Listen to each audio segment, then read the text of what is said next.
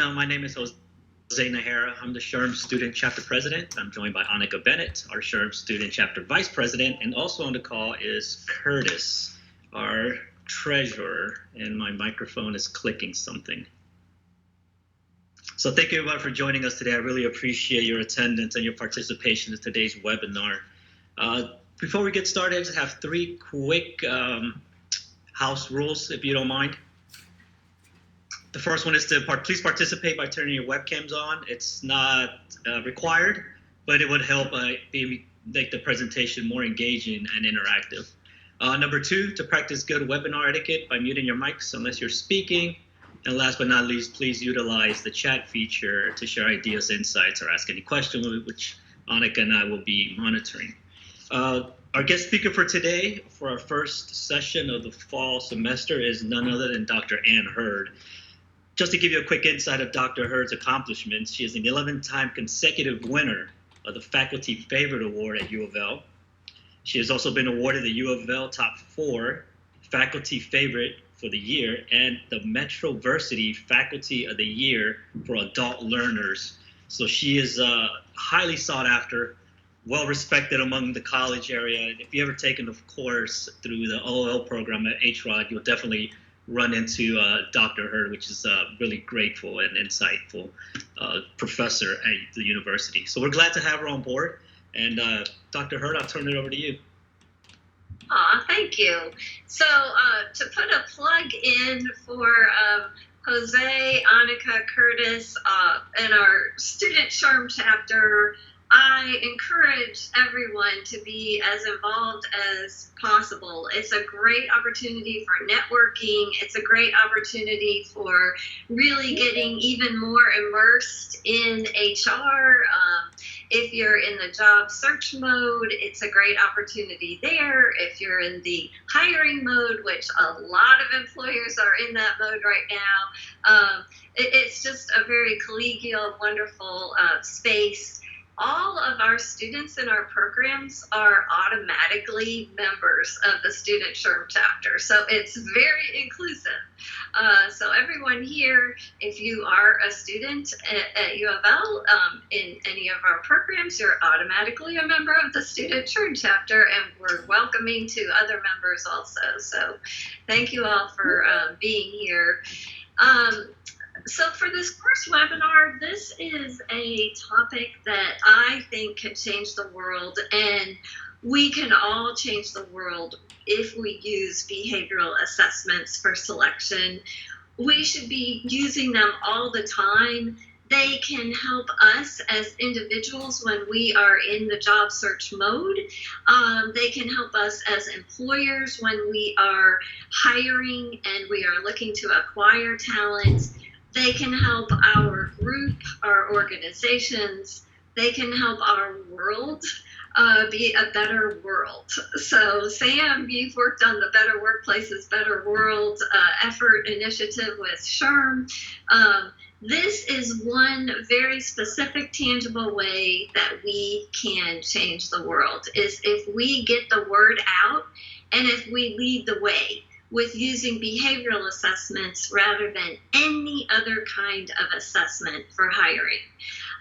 So I would like us to, begin internalizing this idea that our go-to mode, if we are looking to select someone, if we want to hire a babysitter, if we want to hire someone to mow the lawn, wash our windows, if we're hiring a new faculty member in our department, if we are, looking to bring on a new team member, we should automatically think, what can I, how can I use the SHOWME model of behavioral competency assessment to do this? This should be our number one priority. It's the most ethical way to select people. It's also the most useful for the organization. It's the most valid. It has the biggest payoff in terms of getting high performers into your organization. It has the biggest payoff if you are really mostly concerned about turnover, which is what a lot of employers nowadays are concerned with. this method of assessment is the best method. So I hope that I am coming across as enthusiastic and on a mission to spread the word about this. Let's see. So, what I'd like to go over is what I'm calling the SHOWME model of behavioral assessment, just trying to make it easy to understand. Of course, we'll, remind ourselves of what are the two biggest selection mistakes, and we'll really hammer home why behavioral assessments are the best. They have the greatest validity, least adverse impact. They're the most fair in terms of equal employment opportunity, and they have the greatest utility overall. And then I'm hoping that we'll have some skill practice in developing and using behavioral assessment, so it becomes more of a natural for us. So, question for you all, what would you say are the most important talent management objectives for selection, for talent acquisition? What would you say are our biggest pain points in hiring right now in particular? Feel free to speak up or chat.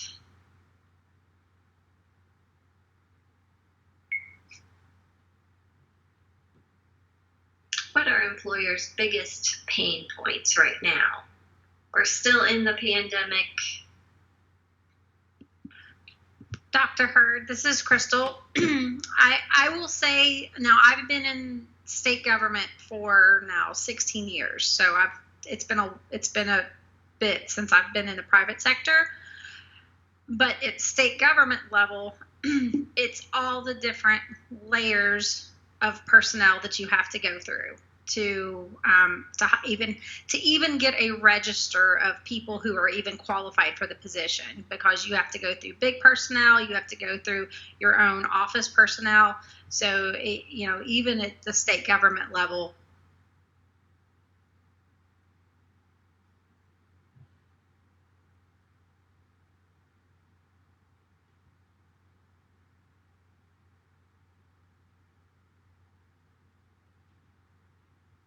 organizations and very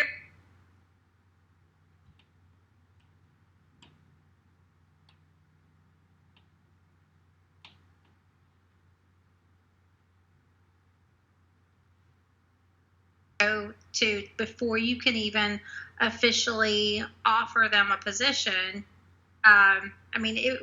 We always tell people when we interview, and we interviewed for one of our other branch manager positions probably a month ago, and we still haven't even gotten word from personnel that we can make an offer yet. Because our top candidate, we give them our top candidate, they go back and like, okay, well, we're going to check them out. But they were already on a list of potential qualifying candidates. So it's frustrating. Very frustrating. So the organization itself has imposed pain points, right? Yeah, absolutely. And there are ways. We're familiar with Lean Six Sigma. It could easily be applied to the, government service and civilian sector hiring processes. Susan, you said economics. What did you mean by that? Hi, Anne. It just feels like that in today's world and in today, what I'm reading online, that employers are quickly losing individuals. They're resigning. They're looking for other jobs. The job market's open, and they're taking those steps like never before. That's particularly what I was trying to allude to. Absolutely. So I'm working. Last week I met with VP of HR, and I serve on the advisory board committee for hospice. And like I said, I've been in a hospital environment for the past few weeks, and I'm working on a project in the Louisville region area about to redesign jobs, and especially jobs that are entry-level types of jobs. And Susan, what you said, the employers are thinking the only way we can seem to keep our, for example, our CNAs or our patient administrative folks is to keep increasing the pay.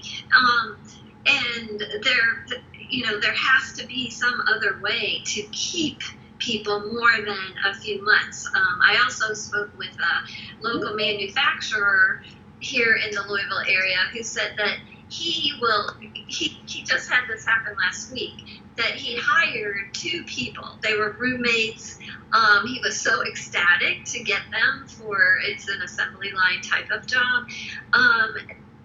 They showed up for the first day, which is great. And one of them left after 1 hour on the job. And all she said was, I changed my mind. I don't really want to work here. And I mean,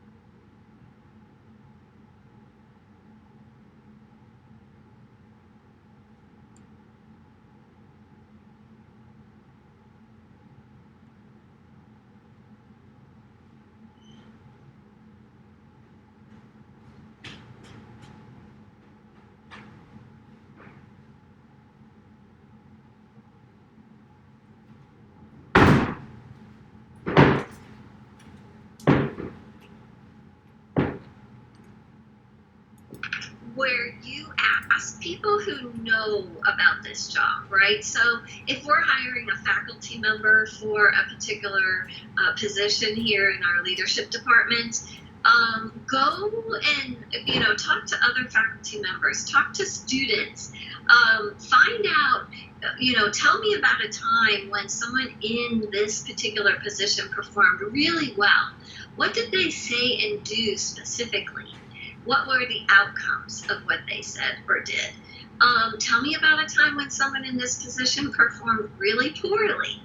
I did a study, I used this technique for when I was at the Air Force Academy to identify the most important competencies needed for a faculty member at the Air Force Academy. And so you don't have to do this with hundreds of students to get their input, but I collected, over 100 critical incidents and then simply identified what competencies they were talking about, very specific examples. And I let the students come up with, did they want to give me an example of really good professor or a really poor professor? Which one do you think they gave more examples of?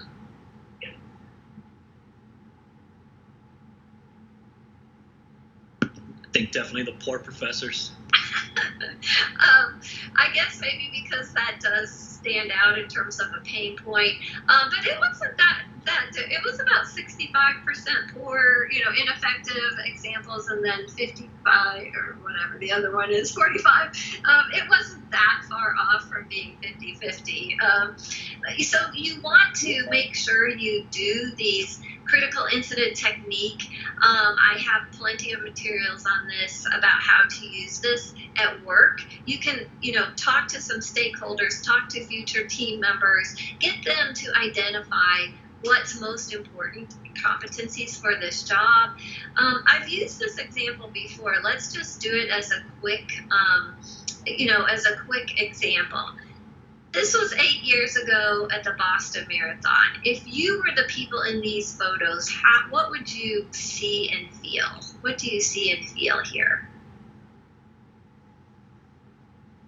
And Bobby, thank you for your point there. Yeah, the military does do a nice job using the critical incident technique for gathering data and identifying competencies. Melinda, should this always be done with the customer? Yeah, I think for sure, Melinda, because what matters more? if you have an example, feel free to speak up. But look at this photo. What do you think these folks would see or feel?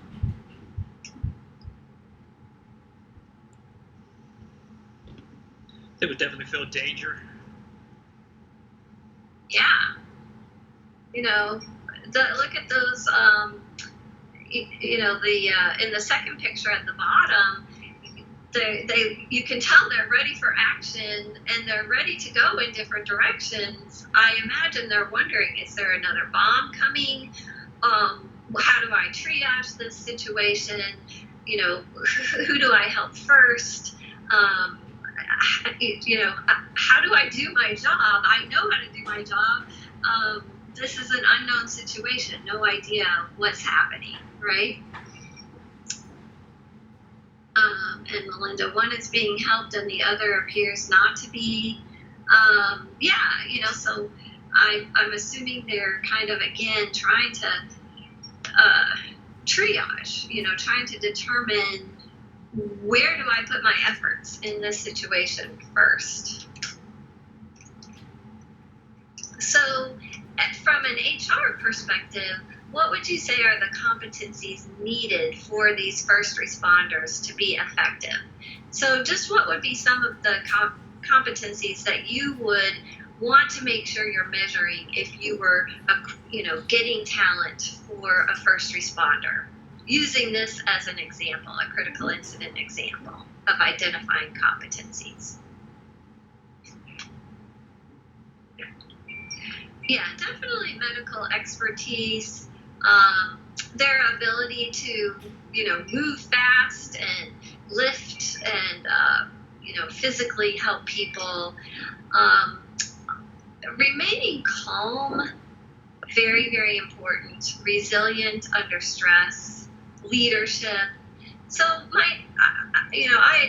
their ability to plan and organizing and assess the situation and then make decisions based on a good assessment. So how do we measure these very, very important competencies? By the way, the Boston Marathon first responders are seen as the top example of best performance in a situation like this. So they're used as an example across the board as a case analysis for what competencies are most needed and doing the right thing. So I gave an example here. Those of anyone who's taken the 612 class here at U of L, you want to actually write out a selection plan. It doesn't take very long to do this. You simply write everything as a skill. So skill in communicating with empathy and compassion as an example. What you all said, skill in prioritizing and triaging needs. Skill in working with teams and diverse individuals to ensure the best patient outcomes. Obviously, they need the medical knowledge, so clinical performance indicators. That's a huge list that we would have. In terms of hiring, I would not suggest that we need to list out all of those. The skill in the main things I listed here that you need, and that are medical knowledge, and then skill in exhibiting integrity and ethical decision making. So for each of these skills, you want to identify how you're going to measure them. Why is this important? I've worked with employers, even a selection firm in Atlanta that does this. This is all they do, is they do leadership, C-level executive selection. They forget to measure some of the critical skills, some of the critical competencies that are needed. If you don't have it right in front of you, you don't know for sure that you are measuring all the critical competencies that you want to measure. So you want to identify how you plan to measure them. As much as possible, you need this final column of a work sample test. This is a behavioral assessment. You want to use this as much as possible for all of your skills that you're doing.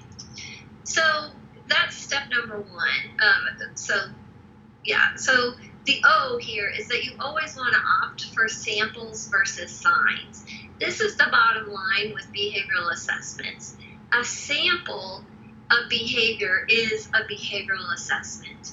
My question to you would be, what would be some examples of behavioral assessments for all kinds of jobs? If you are trying to select a C-level executive, what could you do to collect their actual job-related behavior as opposed to a sign, which is like a personality assessment?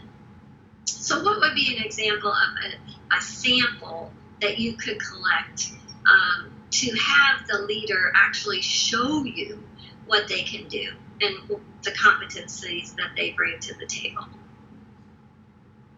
Work samples or performance records reviews? So a performance record review is great because, past behavior is a good predictor of future behavior. It's not as good as actually having them show you right then and there, if possible. Annika, you said a role play. Can you give us an example? That's perfect. So what would be, there's a million role plays you could have a C-level executive applicant do. Sure, it depends on the situation. If it's for like a sales job, or if, let's say, they work with a lot of outside parties, so they have to do a lot of relationship building, maybe a situation where they have to, find a way to build a new partnership or get someone board or do a sales pitch or something like that. Absolutely. What do C-level executives do? They are forward-facing with the public quite a bit. So, their presentation skills, you could have them give a presentation, right? You could have them role play working with one of their VPs, a VP in the role play who is having some unit performance issues, and just, have them actually do this in front of you. I have worked a lot with the number one tool for behavioral assessment for leadership positions, and that is an assessment center. So assessment centers have leaders go through a leaderless group discussion, and then raters actually rate their behaviors that are needed to exhibit a particular competency. I've done this for the Boston Scientific Corporation, Lockheed Martin, Tennessee Assessment Center. I actually helped develop that particular assessment center for leaders. Having them do role plays, having them do, I saw Melinda said, like a case analysis. You give them some information that they need to analyze and sift through. Having them do an inbox an inbox activity where you're looking for there is how well they're able to sort through and prioritize a lot of fires that are going on in their inbox. See if they sort through them first. My brother was sent with General Mills to Atlanta for an assessment center. I don't think he would mind if I shared. He did not do well in the inbox activity because he just started at the top and worked his way down, and there's not enough time to get through the whole inbox. So what they're always looking for, what we look for is the, prioritize, put out the fires that have to be put out first, and respond to the emails, and how you respond as far as what kinds of interpersonal skills you show in your responses to others, because there's always some interpersonal conflicts that are embedded in the inbox activity. My brother did great on all the other activities, the leaderless group discussion, the problem employee role play activity. All of those he did really well, and I'm just giving an example. If you all come across the inbox exercise, that's the number one thing that is being assessed, is looking through the inbox. So I picked leadership as an example that's sometimes hard for people to wrap their minds around about how can I have a behavioral assessment for a leadership position. It's easy to do this. The only hard part is that people aren't used to doing it. They're afraid of offending the applicant. A recent study with the Society of Biopsychology, actually it's August 2021, found that actually applicants at all levels, C-level applicants, first line supervisor applicants, frontline worker applicants, all are very favorably disposed toward behavioral assessments. They see them as fair, it makes sense to them, and it also helps the applicant get a feel for the job. So if you're giving them a realistic job preview of what they can expect on the job. What most employers tend to use instead of behavioral assessments, which are known as work sample tests, job sample tests, leadership assessment centers, are signs. Signs are things like personality tests. Cognitive ability tests actually are very valid. They result in adverse impact, and they don't have all the benefits that behavioral assessments have. What's wrong with using personality tests to hire people? Why is it better to have them show you what they can do rather than giving them a personality test? Please feel free to speak up, because this is definitely a soapbox moment.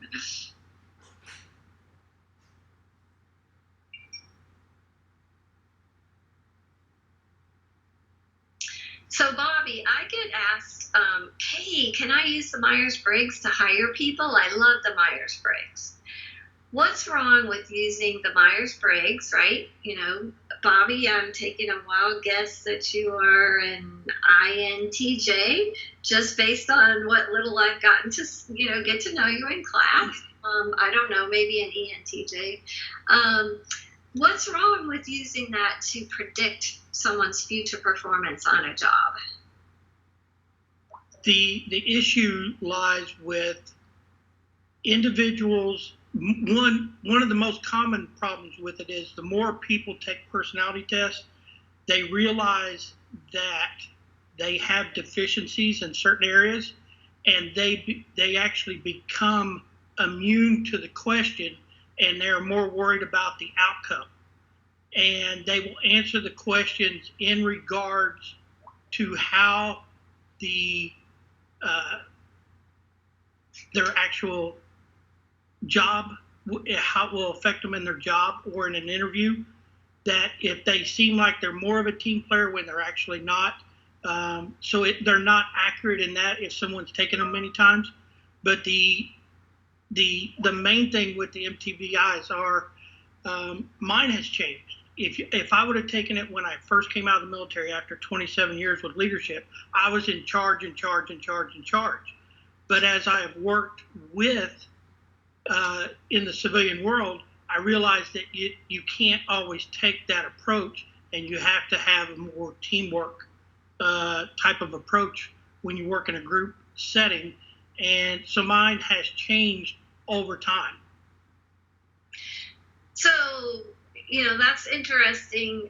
Bob, I would even cut to the chase even a little bit more. You mentioned teamwork. So how many positions? This is going to be a critical competency that we need. It's difficult to imagine, skill in working with a team. I can't imagine any job where that isn't some component of the job. And by the way, that's one of the top reasons that people derail in jobs, is their interpersonal skills and tends to be known as the soft skills. Those don't get measured very well in selection. So using teamwork as an example, you're trying to measure teamwork. What is the Myersbriggs type that tells you someone's a good team player? Please tell me that.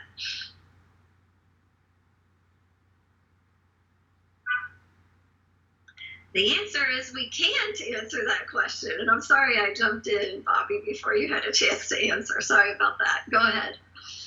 That's what I was going to say. You can't use that to measure, because if the job entails teamwork and someone is applying for a job, they will stress their teamwork skills. Or it's the same thing with anybody who writes a resume for a job.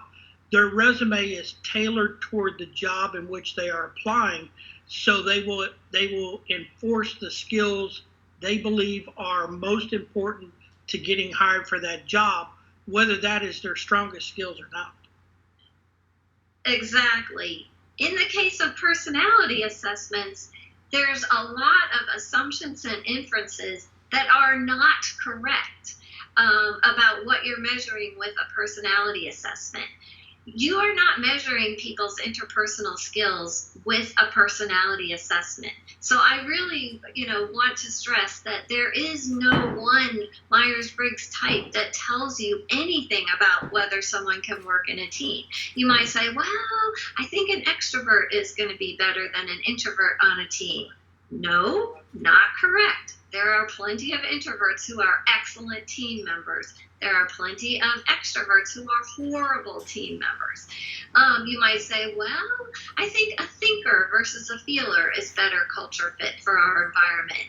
No, there's no basis to say that someone's personality type is going to translate into their actual skills and behaviors on the job. So many here in Louisville, and when I worked in Washington, D.C., I noticed that there was a 4-factor personality model test that was basically taking over. There's no validity in trying to predict people's performance by knowing their personality using a 4-factor test.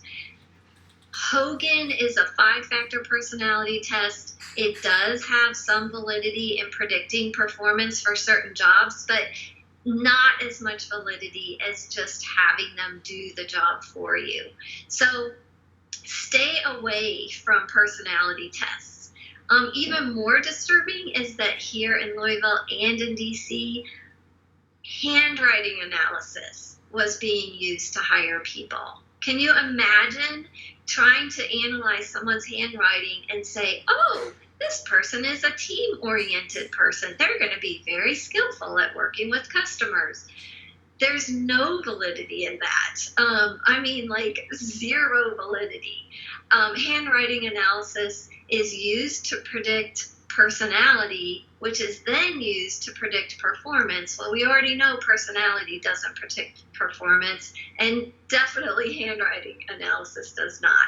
By the way, this is huge in France. So France is an advanced country, and here they are using graphology as one of their top selection devices. So we can have a competitive advantage on the world global stage if we avoid anything that is a sign, and we simply use behavioral assessments for selection.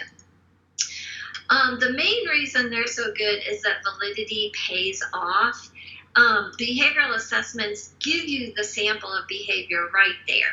If you want to see how well they put together something mechanical, have them put together something mechanical right in front of you. If you want to see how well they work with children, have them work with children right in front of you. Even a snapshot of behavior gives you a feel for it way better than giving them something silly like interview questions or a personality test, worst of the worst. So if we look at all the meta-analyses, you all are familiar with these, which selection methods have the most validity and the highest payoff? It's always behavioral assessments. Leadership assessment centers are a type of it. Cognitive ability tests also have high validity, but they result in adverse impact. Notice that interviews, personality tests, they're toward the bottom of the list. amount of education doesn't predict performance, but we still say, there's value in getting more education and getting high grades, but it doesn't predict performance reliably. What does is behavioral assessments. So you want to take this information back to your selection plan and actually weight your selection instruments and make sure that you're weighting your measurement of each skill the most with the behavioral assessment and the work sample test. So you want to measure behavior directly. Have them, for an EMS, have them actually work on somebody, do some of these skills that they have to do. Have them do a simulation, a quick simulation of an emergency environment. That's what we did at Boston Scientific Corporation. We gave a simulation to pretend that, a tsunami had hit. This is a real life situation. It totally wiped out the supply chain. Family members didn't know if their employee, their loved ones were alive or not. Communication was wiped out. So we had this simulation and we had the top talent leaders from all over the world come and take part in this simulation, and we rated their behaviors on those competencies that were most important for leadership at Boston Scientific Corporation. So basically you want to do this SHOWME model anytime that you can. This particular video, I don't know, has anyone seen it? The Swim Kids video? It's awesome. So I've got the link here, and I show it in my classes. So I encourage you to look at this because it actually gives you easy real-life examples of an actual business. In this case, this episode is the managers and the owners of Swim Kids in the DC area. They're trying to hire swim instructors. So on paper, they've got this swim team captain from a top school in the nation. She's also a top swimmer. She's also got tons of experience teaching kids to swim. Then they've got this person who, does not have those qualifications at all. And during the interview, they ask these folks to, hey, I'm a kid. Teach me how to tie my shoe. Hey, I'm a kid and I'm really not happy being in the water. Interact with me. What are you going to say to me? Pretend I'm that kid. And, it turns out that the person who looks the best on paper bombed those activities. And then the person who did not look the best on paper was really, really good at the most important skill, which is interacting and engaging with a little kid in these little examples. So once you have assessed their behavior, make sure, this is another key part of the SHOWME model. The E is evaluate using solid documentation practices. So you've got a list of the competencies and take notes on what they actually did well for each of those competencies. This is a good practice for compliance, but it's also really good practice for helping you, the decision maker instrument, to make good decisions. So how can you all use the SHOWME model in designing a selection system? What can you do differently the next time you're in the position to select a new team member or hire someone? What's one thing you can do differently that incorporates behavioral assessments?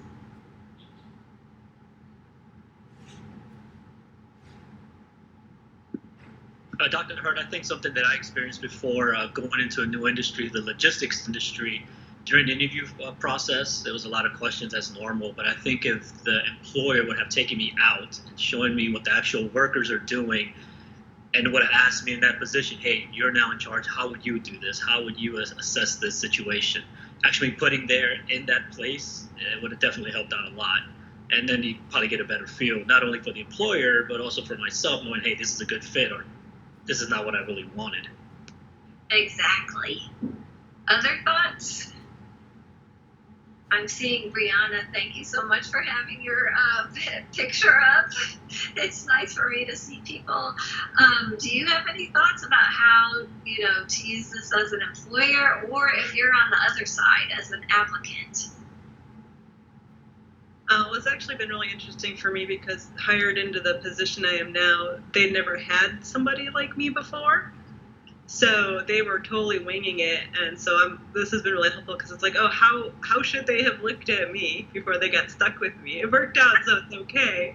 But if we were to grow this role into having multiple people in the department with this skill set, it's like, oh, yeah, I would like to do a better job than what was done with me. Well, you landed the position, so that's obvious, yeah. I cheated by having a really, really solid recommendation from some higher ups, so it was all good, but, can't always win them, so should be a little better than that. Yeah, I mean, you're right. If I think about a couple of my first professional jobs, because I went straight from undergrad to graduate school, and I really needed something besides Burger Queen. You'll probably never heard of Burger Queen. That was my work experience. They went out of business right after I worked there. So I knew I needed professional experience, and so during graduate school, I was. So if I hadn't been given behavioral assessments, I never would have gotten the job, right? So I was fortunate at TVA. I was given. I was given an actual statistical, a data set to analyze because I was applying for a research analyst position. So I could show what I could do, right? I didn't have any experience, but I could knock that out of the park. And it really, that's how I got the job, is because thank goodness they did use behavioral assessments. So thank you for sharing that, Brianna. Any other thoughts about what you can do and how you can be on either side of the table to use behavioral assessments as your go-to?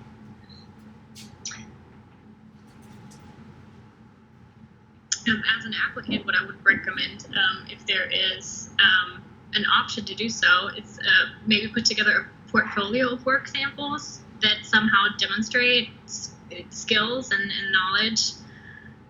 I know there are limitations, but at least that's a way to kind of set you apart from other applicants during the application process. I love that, and that's similar to what Jose said. So the portfolio, you're not doing it necessarily right in front of them. You're giving them evidence that you have done this, So that portfolio is an excellent idea. All of the HAT projects, I would suggest, from our programs, can go into a portfolio. In fact, I suggest putting some of them on your resume as consulting experience, HR consulting experience. Again, because you've done them, and so you can use it as an example. Practicing ahead of time that you take the initiative. If you find yourself in that interview situation where you're being asked things like, if you were a bird, or have you ever dreamed you could fly, or something that's obviously trying to measure some weirdo personality trait that they think predicts job performance, but it doesn't. My roommate in graduate school got asked that question on her 7th interview by Arthur Anderson. Panel interview, they said, have you ever dreamed you could fly? She asked them later, what were you looking for with that question? And they wanted a yes answer, and she gave them a no. They thought that the yes answer symbolized achievement orientation. Okay, what she could have done, and what I suggest that we all be on the lookout for ways to do this, is we take charge of the interview to give those behavioral examples, or to even say, hey, let me sell you something. This is a sales position. Let me sell you this pencil. So that you actually take the initiative to help that interviewer do a better job with behavioral assessment. you will get the job. The interviewer, the employer will get the best person for the job, which is you, right? Someone who can actually show them that they have the competencies needed for this job, not have to infer those competencies by, some kind of. So thank you all for participating today. Get involved in our SHOWME chapter. It's awesome